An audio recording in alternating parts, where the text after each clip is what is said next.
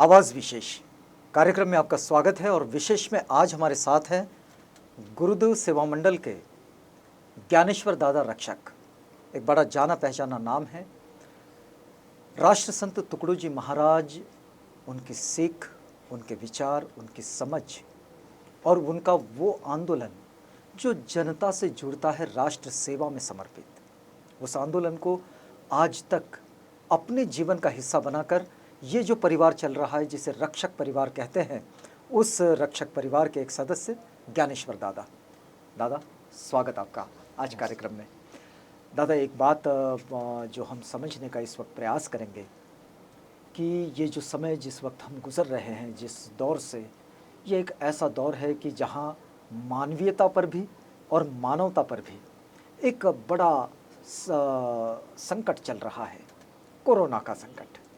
एक नया वायरस जो इस समय पूरी दुनिया को प्रभावित जिसने कर रखा है। लेकिन इस बीच एक बात जो हम देखते हैं कि कई जगह तो बहुत बड़ी संवेदना के साथ मानवीयता खड़ी होती है, और जहाँ अभावग्रस्तता है, जहाँ ज़रूरतें हैं, वहाँ लोग खड़े हो जाते हैं। लेकिन एक दूसरी स्थिति ये भी देखते हैं कि जहाँ मानवीयता को ठेंगा दिखाकर लोग निकल जाते हैं। ये दोनों स्थितियाँ हम लोग देख रहे हैं। अब गुरुदेव सेवा मंडल की ओर से इस पूरे कोरोना काल में आप इस पूरे संकट से भी जूझ रहे हैं, और जो लोग इस संकट का प्रत्यक्ष रूप से सामना कर रहे हैं, फिर चाहे आर्थिक स्थिति में हो, चाहे सामाजिक स्थिति में हो, चाहे फिर स्वास्थ्य की स्थिति में हो, इन सब में भी आप उनको आपकी ओर से जितनी सहायता हो सकती है उसको पहुंचाने का प्रयास कर रहे हैं। हम आज समझने का प्रयास करेंगे कि जिस बात को एक नए राष्ट्र के निर्माण की संकल्पना के रूप में राष्ट्र संत तुकडोजी महाराज रखते हैं, वो अपने ग्राम गीता में उसका एक खाका बनाते हैं कि वो किस तरह की व्यवस्था को और किस तरह के समाज को वो देखना चाहते हैं। आपको क्या लगता है कि इस वक्त में राष्ट्र संत की समझ, उनका मार्गदर्शन, उनके विचार इस वक्त इस मानवीयता को, इस समाज को कितने आवश्यक लगते हैं, कितनी प्रासंगिकता देखते हैं आप उनकी?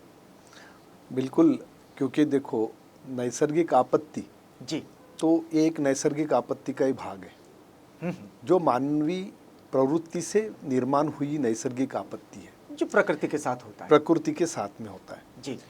अब इसके पहले भी हमारे देश ने प्लेग जैसी, कॉलरा जैसी बहुत बड़ी बड़ी बीमारियां देखी है, मगर उस वक्त जो इंसानियत हम लोगों ने आज भी मगर क्या बीच में जो भौतिक सुखों से हम लोग इतने लिप्त थे, मतलब ये जो भोगवादी प्रवृत्ति से, तो ये कोरोना ने हमको सजग कर दिया।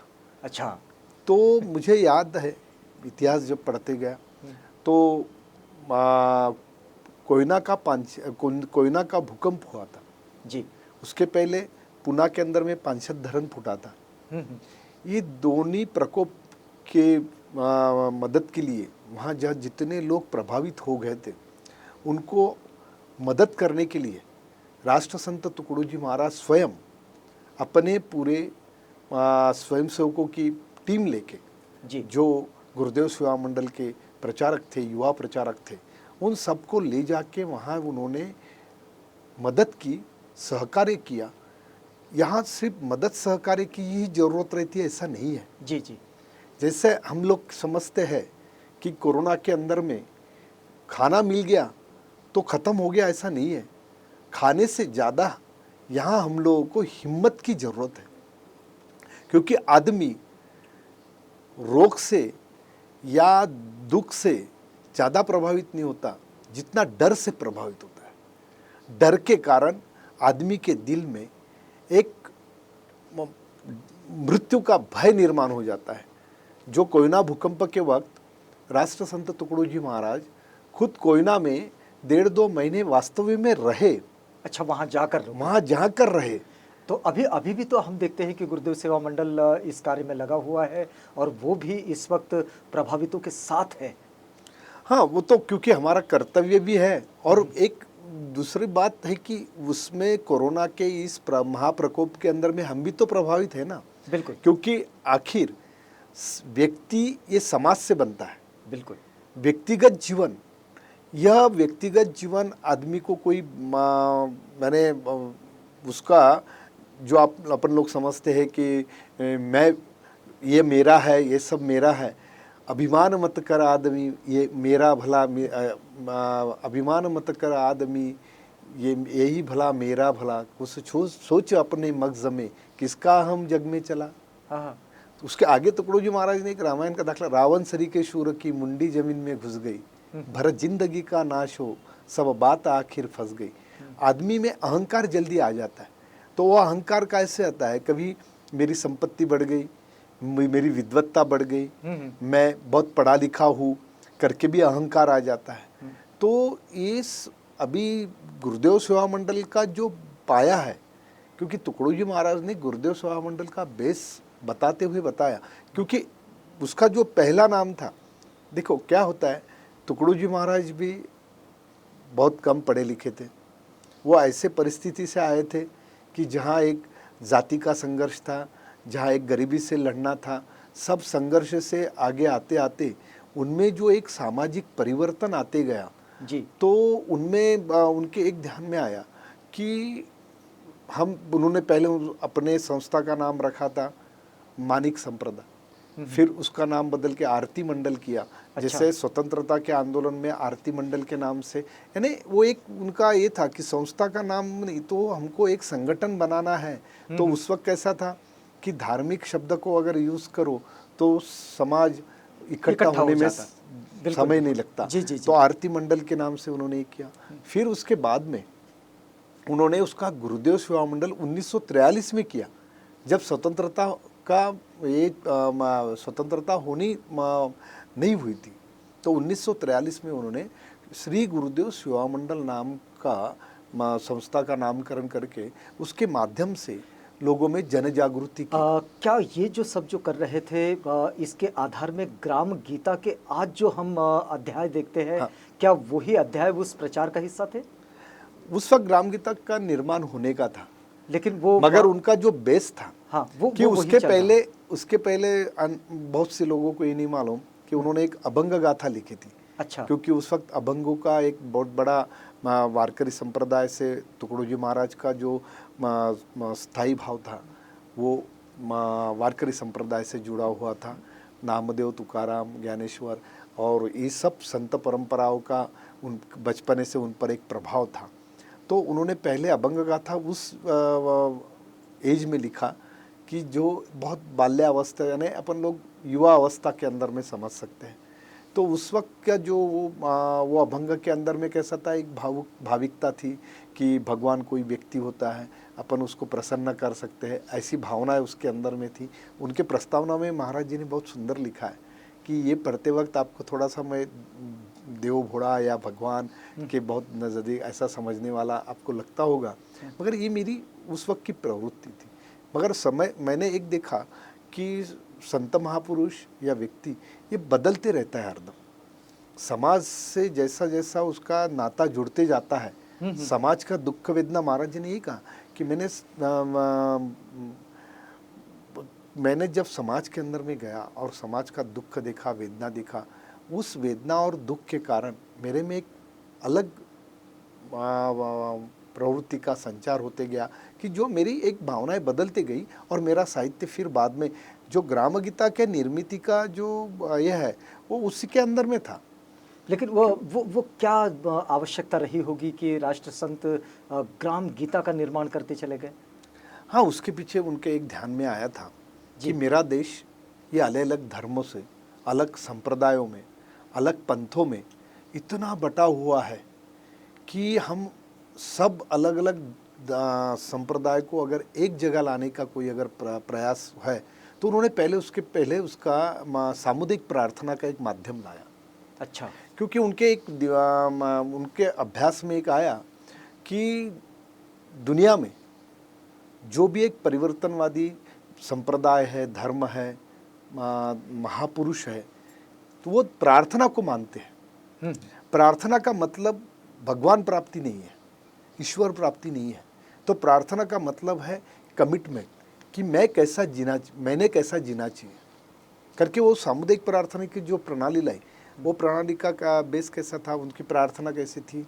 तो पहले सवेरे जो प्रार्थना थी, आओ सभी मिल जाए के प्रभु ध्यान धरेंगे, सबका भला करो यही आवाज करेंगे, आती रही हवा भली दुनिया में जो रखी, छोड़ेंगे नहीं कामना प्यारे कर किशोर की, टुकड़िया कहे गुरुदेव से भवधार तरेंगे, सबका भला करो यही आवाज करेंगे। यानी सबके भले की प्रार्थना हमने करना चाहिए। और उसमें कमिटमेंट फिर कैसा, तो उसके आगे की जो प्रार्थना है, हे गुरुदेव हम सबको सद्बुद्धि दे, अच्छा, सत कर्तव्य करने की प्रवृत्ति दे, सच बोलने का अभ्यास दे, सच स्वरूप का ज्ञान दे। जिसकी जिसकी सदा सर्वदा जरूरत हाँ, है।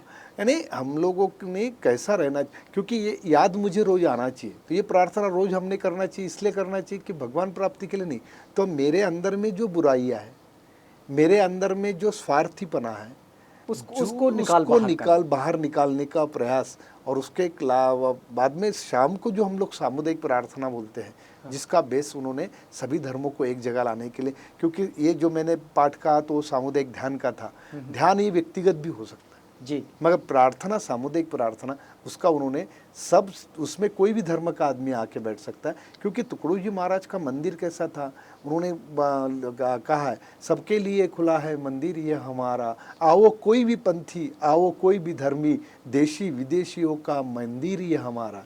फिर वो मंदिर की कल्पना कैसी थी, मैदान पट बिछाया डाला है एक आसन, सब देवता समाता मंदिर ये हमारा। वो चार दीवारों का मंदिरों की जरूरत नहीं है। चार दीवारों के मंदिर कभी आदमी के दिल तोड़ सकती है, मगर ये जो मैदान पर बिछाया ये मंदिर है, तो ये मंदिरों की जो कल्पना है, जिसमें ऐसा भगवान कि जिसमें हम लोग सब समा जाए। लेकिन ये जो एक खुले मंदिर की बात जो राष्ट्र संत करते हैं, इस खुले मंदिर की संकल्पना को आज अगर इस वक्त में हम लोग देखते हैं, तो हमारे यहाँ लोग अपने अपने धार्मिक परंपराएं, अपनी अपनी रूढ़ियाँ, इन सब के साथ में मिलकर, इसके साथ में आगे बढ़ते हुए इतने उसमें मशगूल हो जाते हैं कि शायद वो जो बड़ी पुरानी परंपरा थी गांव की, अभी हम ग्राम गीता पर बात कर रहे हैं कि गांव की जो परंपरा थी कि लोग अपना खाना शुरू करने से पहले अपने पड़ोसी से पूछ लिया करते थे कि भाई आपने खाना खा लिया क्या। बराबर। लेकिन ये परंपरा आज जो हम बढ़ता हुआ जो शहरों का दायरा देखते हैं, इस दायरे में ये संकल्पना कहीं नज़र नहीं आती। क्या ग्राम गीता इसकी ओर कोई इंगित करता है? हाँ ना, वो ग्राम गीता का जो बेस है जी, वही, गाव हा विश्वाचा नकाशा, गावावरून देशाची परीक्षा, गावची भंगता येईल अवदसा देशा माझी। उन्होंने कहा कि गांव ये विश्व का नकाशा है। गांव अगर अच्छा रहेगा तो देश सुजलाम सुफलाम बनेगा, देश में प्रगति रहेगी। तो गांव का, उन्होंने गांव के बारे में ही ग्राम गीता का जो बेस है, गांव मतलब ऐसा नहीं कि शहरों के लिए उन्होंने नहीं लिखा है। गांव इसका मतलब है, पहले कैसा था गांव गाड़े के अंदर में, जैसे सामुदायिक प्रार्थना में भी उन्होंने क्या कहा, है प्रार्थना गुरुदेव से यह स्वर्ग सम संसार हो, अति उच्चतम जीवन बने, परमार्थमय व्यवहार हो, ना हम रहे अपने लिए, हमको सभी से गर्ज है, गुरुदेव यह आशीष दे, जो सोचने का फर्ज है। हमारी जो प्रार्थना है वो प्रार्थना की विश्व स्नेह का ध्यान धरे, सबका सब सम्मान करे। यही ग्राम गीता का बेस है। ग्राम गीता कहती है कि गांव मेरा, पहले कैसा था कि हम लोग गांव के मंदिर के इसके ऊपर में शाम को सब लोग बैठते थे, वो जो चबूतरा होता था। जी जी, वो चबूतरे पर बैठते थे। तो चबूतरे पर भगवान ये निमित्त था, आरती भजन ये निमित्त था कि उसमें हम लोग हमारे दुखों को भूलने का प्रयास करते थे। बाद में जब प्रार्थना खत्म हो जाती थी, भजन समझ, ये महाराज जी भी करते थे कि वह प्रार्थना खत्म हो गई कि आप 10-15 मिनट आधा घंटा वहाँ बैठो, फिर वहाँ क्या करो, तो आपस में चर्चा करो कि गांव में तकलीफ क्या है।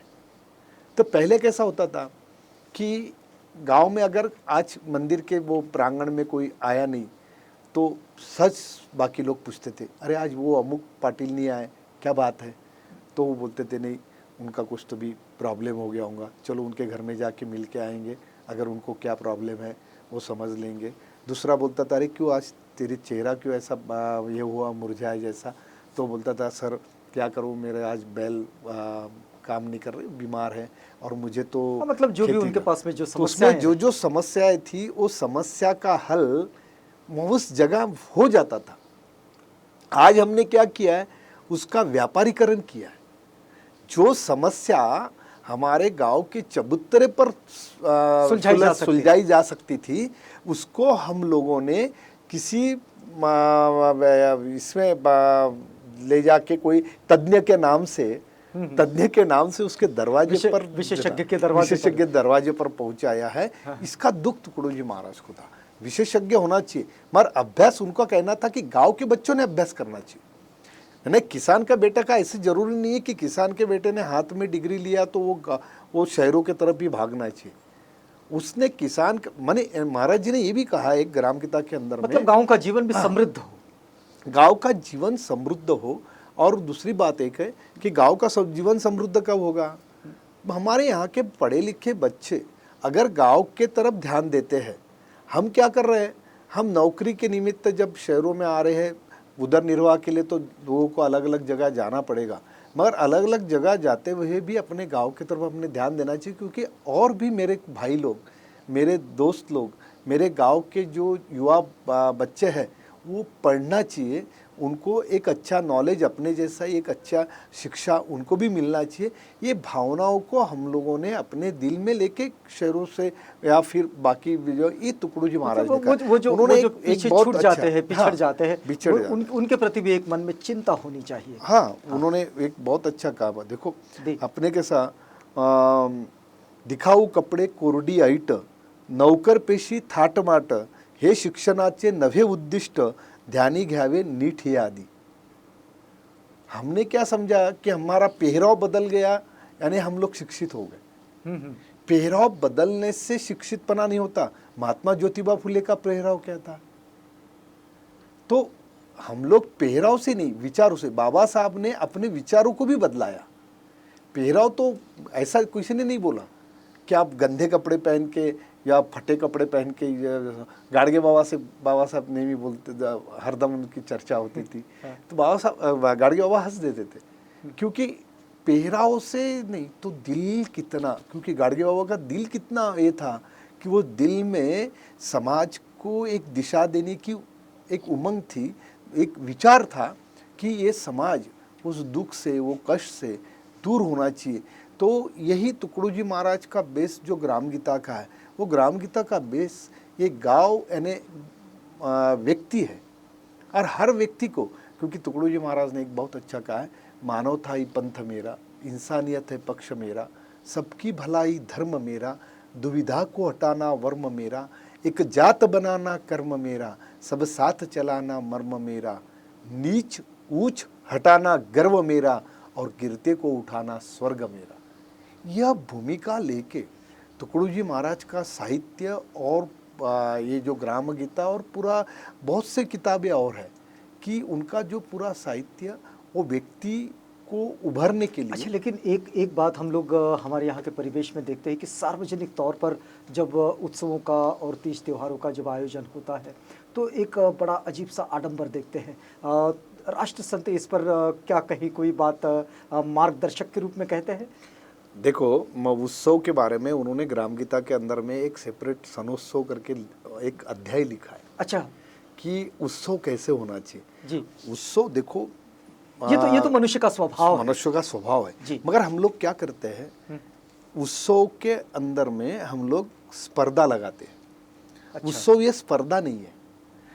मैं अगर मेरे कुटुंब के अंदर में, परिवार के अंदर में अगर एक आधा उत्सव कर रहा हूँ तो मैं देखूंगा कि गांव के अमीरों ने कैसा उत्सव किया, उसका प्रतिबिंब मेरे घर के भी उत्सव में आना चाहिए, ऐसा मेरा प्रयास रहता है।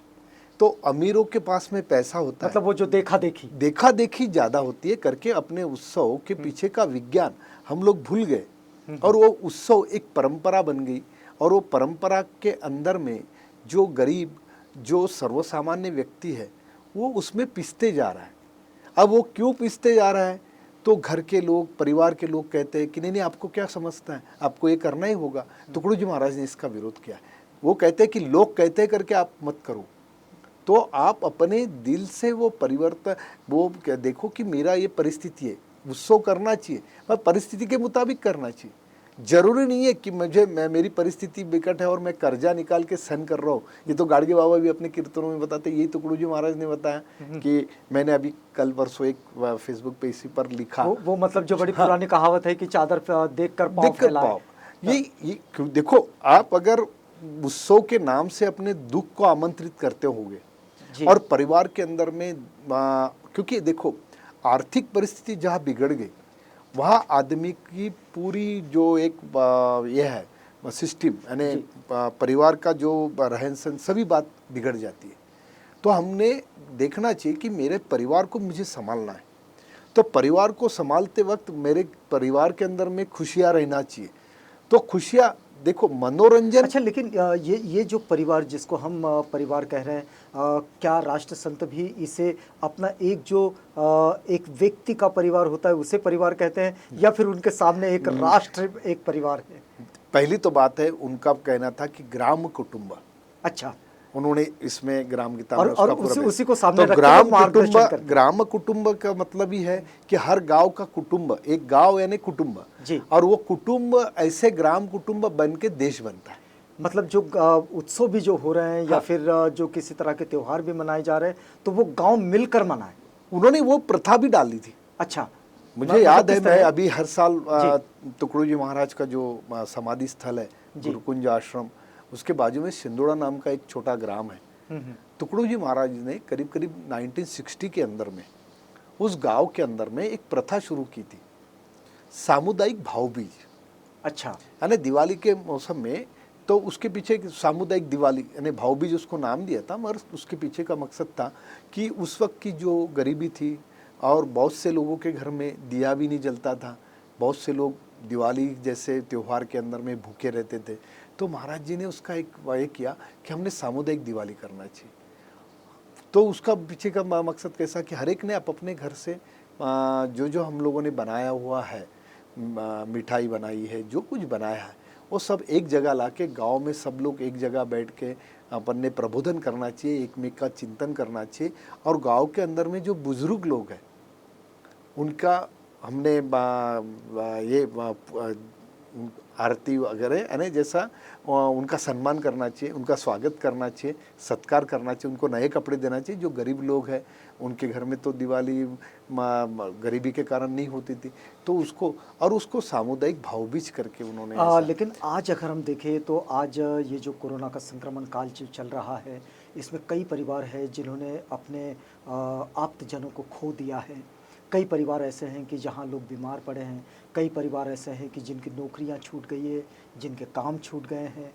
बहुत सारे परिवार ऐसे हैं कि जिनको काम नहीं मिलने के कारण भूख से उनका नाता ऐसे जुड़ गया है कि उनके यहाँ खाने के लिए कुछ नहीं।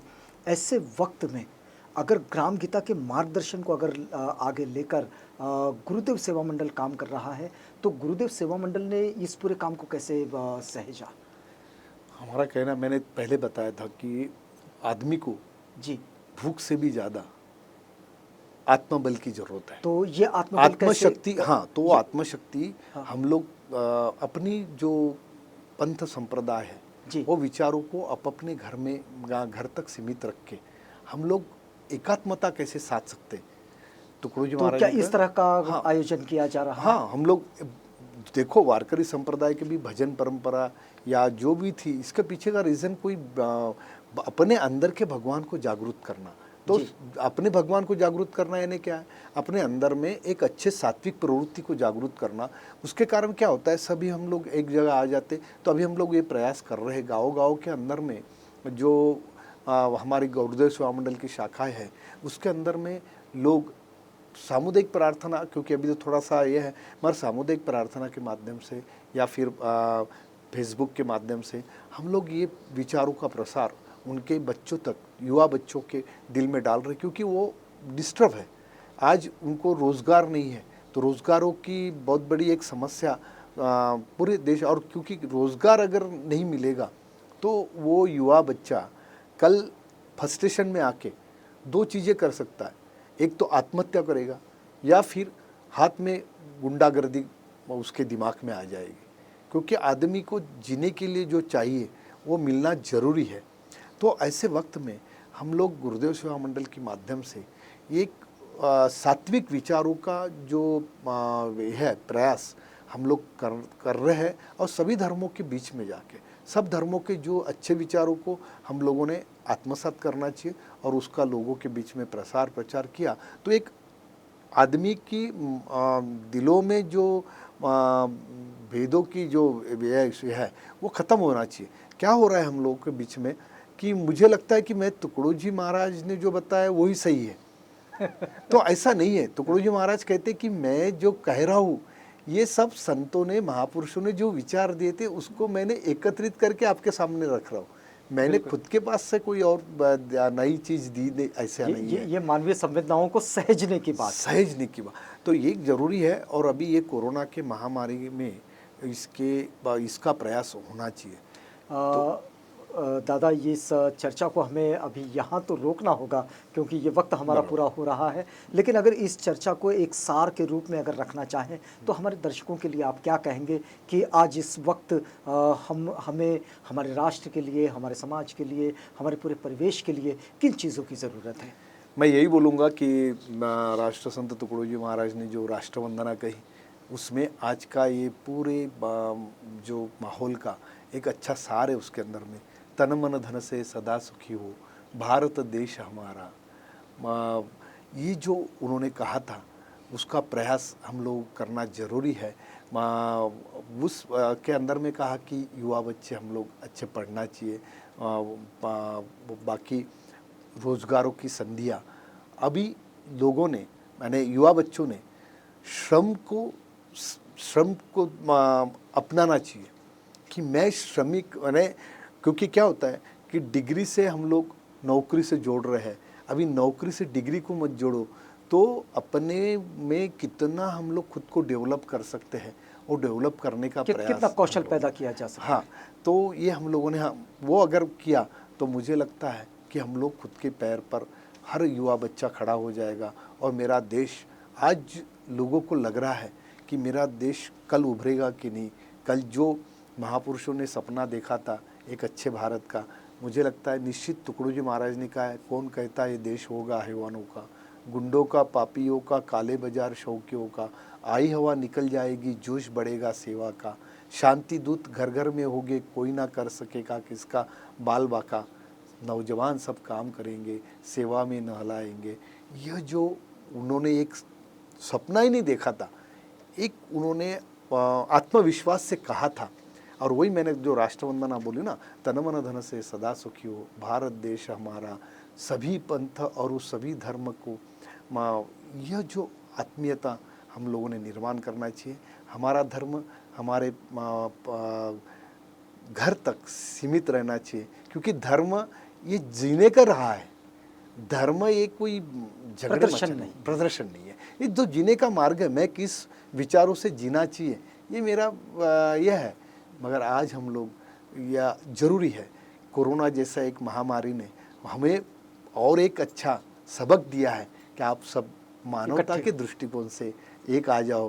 क्योंकि जब हम लोग दुखी कष्टी लोगों को मदद करने जा रहे थे तो वहाँ किसी लाइन में खड़े हुए लोगों को ये नहीं पूछा आपकी जात कौन सी है, आपका धर्म कौन सा है, आपका संप्रदाय कौन सा है, क्योंकि वहाँ इंसान था। और तुकड़ू जी महाराज ने वही कहा है, धर्म माणूस की म्हणती, माणूस की न्यायावर शोधती, न्याय सर्वांच्या प्रति एकच असतो सर्वदा। हाँ, ये माणुसकी का धर्म। और मुझे जाते जाते एक कहना है कि आदमी ने अहंकार रहित होके सोचना चाहिए कि मैं सब जब रास्ते से जाता हूँ और मेरा कोई अपघात हो जाता है, तो अपघात होने के बाद में कोई मुझे जब उठाने आता है तो मैं उसे उसकी जात नहीं पूछता, उसका धर्म भी नहीं पूछता, उसका संप्रदाय भी नहीं पूछता। मैं ये कहता हूँ कि आप भगवान जैसे मिले। तो हमने उसके अंदर में जो व्यक्ति के अंदर में जो देखा वो शक्ति को, वो शक्ति भगवान होती है। भगवान व्यक्ति ही होता है जब वो अच्छा कर्म करता है, अच्छा सहकार्य करता है, मदद करता है। तो ऐसे भगवान की अपेक्षा हर इंसान के अंदर में पैदा हो, यही हम लोग कहेंगे। और ये कोरोना के महामारी को हम लोग सब ताकत से एक जगह एक विचारों से और पूरे वैज्ञानिक दृष्टिकोण से। क्योंकि क्या होता है, जब जब आदमी दुखी बन जाता है तब वो कहीं तो भी अंधश्रद्धा या फिर बुआबाजी या फिर जो अपन मुझे बचपन में याद है कि हमारे यहाँ देवी का साथी आ जाती थी या कॉलरा आ गया तो हमारी आजी माँ हम लोगों को कई दही भात लेके कोई देवी के मंदिर में ले जाती थी और वो दही भात खिला देती थी, मगर उसको मालूम नहीं था, वो अशिक्षित थी। मगर आज हम लोग विज्ञान का सपोर्ट लेके इस और आध्यात्मिक का मतलब मैंने जो सोचा कि आध्यात्मिक का मतलब है सत्य को स्वीकारो, सत्य क्या है और सत्य तक जाने का सोचो। सत्य यानी विज्ञान और सत्य यानी अध्यात्म। और टुकड़ू जी महाराज ने कहा है, गुरुदेव ऐसी हो दया जग का अंधेरा दूर हो, सद्धर्म सूरज की प्रभा से दम्भ सारे चूर हो, अध्यात्म और विज्ञान के सहयोग से सब हो सुखी, सहयोग समता से यही सृष्टि करे हम स्वर्ग सी, मिट जाए हिंसाचार सब, जी जी जी, मानव बने सबके ही दिल, हिंसा पशुवत कर्म है, यह कह सके सब साथ मिल, ऐसा अनुग्रह हो सभी घर घर में साधु संत का, तब शांति होगी विश्व में, टुकड़िया कहे पथ अंत का। मुझे लगता कोरोना को हराने का यह एक बहुत अच्छा रास्ता है। यदि हम वैज्ञानिक दृष्टिकोण के साथ इस वर्तमान संकट से जूझना अगर शुरू कर दें और उसको ठीक तरीके से समझें उसके वास्तव को, और हम अपनी मानवीय संवेदनाओं को अगर बहुत ज़्यादा वृद्धिंगत कर लें, उसकी बाहें पसार लें, तो निश्चित रूप से हम इस संकट से निजात पा सकते हैं। हम बातचीत कर रहे थे ज्ञानेश्वर दादा रक्षक से, गुरुदेव सेवा मंडल के। दादा, आप हमारे साथ आए, हमसे बातचीत की, इस पूरी बातचीत के लिए आपका बहुत धन्यवाद। आप बने रहिएगा आवाज़ इंडिया के साथ, प्रोग्राम आगे भी जारी है।